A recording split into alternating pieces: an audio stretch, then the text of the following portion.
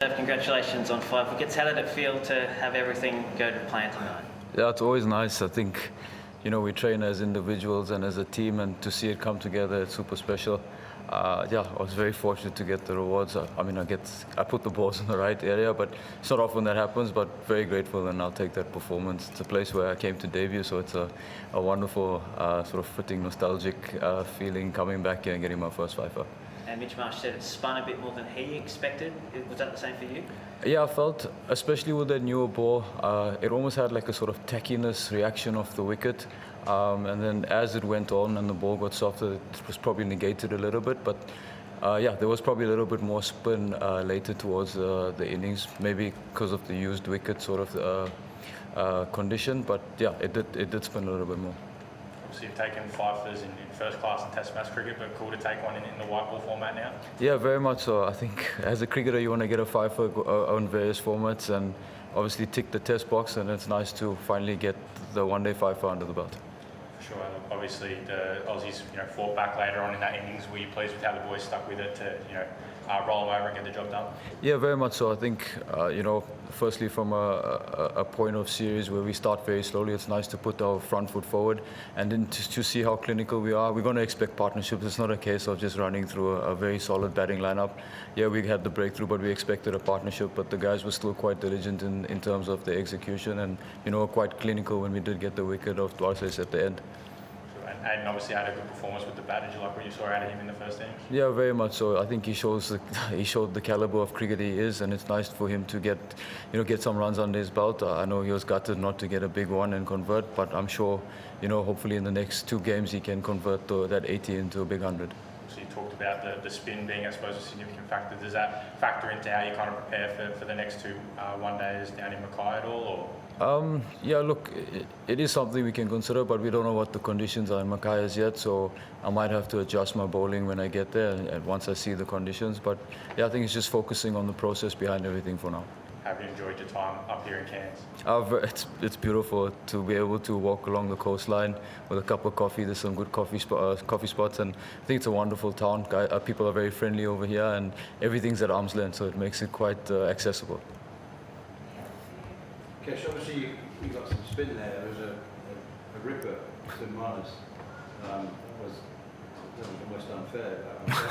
It was as much in the air you seemed to be beating them. They weren't beating the length. I asked Mitch about it, and he said, yeah, true. Hats off to him for that.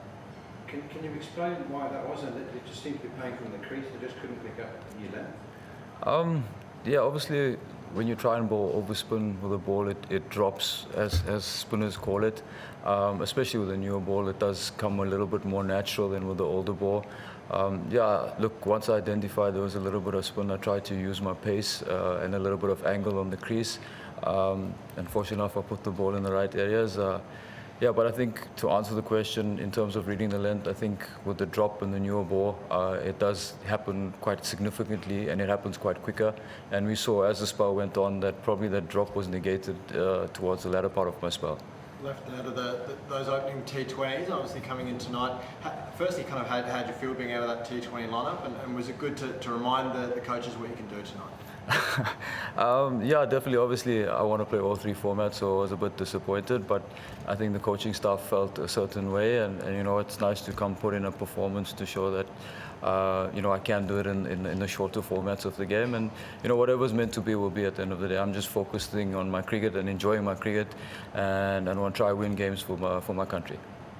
Kesh, you were pretty animated with your celebrations for the first 4 wickets, but then after the 5th, you're a bit more reserved. What was going through your mind at that point? Yeah, look, I'm not someone who sort of bowls for fifers. I'm a process-driven person, so I judge myself on my consistency and my length. So, yeah, I think it was more a sigh of relief to finally tick the box.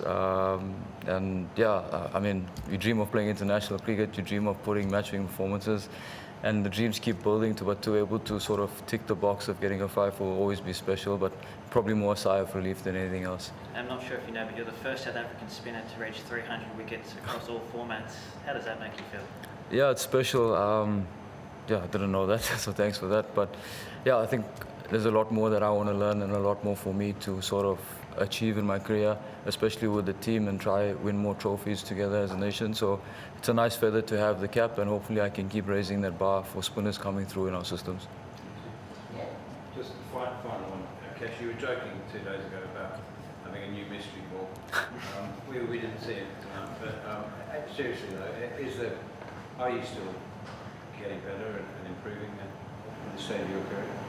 Yeah, I think, a lot of people ask me, what's next, and I believe, even though I'm 35 years old, I believe my journey, I'm always learning. I think the day I stop learning is the day that I have to walk away from the game.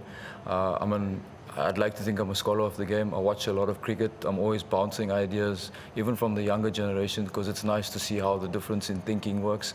So yeah, I'm still learning. I'd like to think I'm getting better as age goes on. But I think it's the years and years of hard work from the age of 15 years old in first class cricket. It's sort of coming to fruition. So no mystery ball. I don't think the wicket demanded me to bowl it yet. Like I said, it's still a work in progress, and if it does sort of allow me to, then maybe I will show it. Obviously, there's not a long list of South Africans that have taken 5 wickets on Australian soil in 1 day, and a couple of names like Morné Walker and Lance Clouse. So what does it mean to kind of be amongst those kind of figures in South African cricket? Yeah, those are legends of the game. In all formats of the game, so to be among them is a special feeling. Hopefully I can get and unlock more doors for myself from that perspective, but I think to be acknowledged in the same category of the legends of the game is a super special feeling. And as Neil said, you bowled a couple of snorters tonight. Did you have a favourite wicket of the 5? I'd probably, Monas was nice, but it's always nice hitting the stump, so I'd probably say either Cam Green or Aaron Hardy.